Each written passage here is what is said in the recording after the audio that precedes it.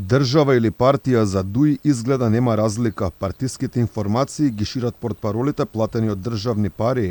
Во овој случај, еден од членовите на PR тимот на Министерството за надворешни работи, преку официјалната Вибер група на МНР за комуникација со медиумите, новинарите беа известени дека Бујар Османи добил нова партиска функција.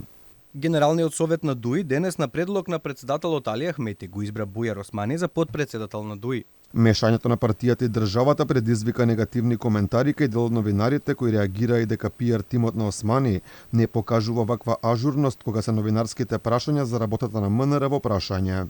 Може би за одговори од МНР чекаме и со месеци, ама затоа PR секторот е тука да не извести и за партиски активности. Сериозно, како партиска функција има врска со МНР? Дека државата одвоена од партијата де?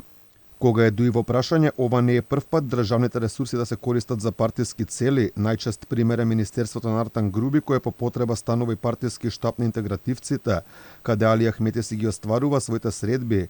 Така беше и пред една недела кога се сретна со представниците на Вемарската тројка, министрите за надворешни работи на Франција, Германија и Полска. Во просториите на Министерството за политички систем во ек на пандемија без почитување на протоколите за COVID-19 беше прославен роденденот на Ахмети. Тогаш сите кои касна од лидерската торта добија казна од по 20 евра. Просториите во строгиот центар на Скопје се користат и за разонода на функционерите на ДУИ.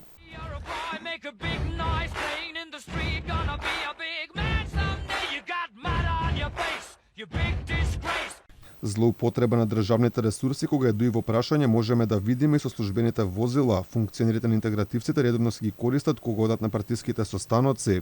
Според Ногумина, Министерството на Груби важи баш само за партиско на ДУИ, таму се вдомени повеќе од 400 луѓе, а некои конкретни проекти нема. Таму се главно организирање прослави за кои Ногумина велат дека се само за промоција на Груби, Ахмети и нивната партија.